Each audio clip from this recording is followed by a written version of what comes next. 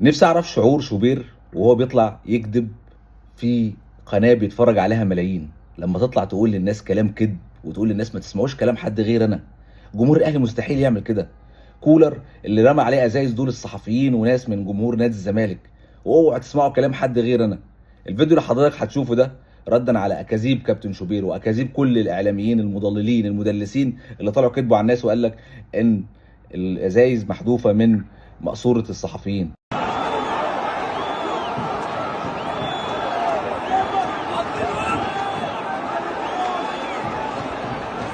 انتوا ناس بتكذبوا وناس بتفقدوا مصداقيتكم عند الجمهور، والفيديو ده دليل على كذبكم.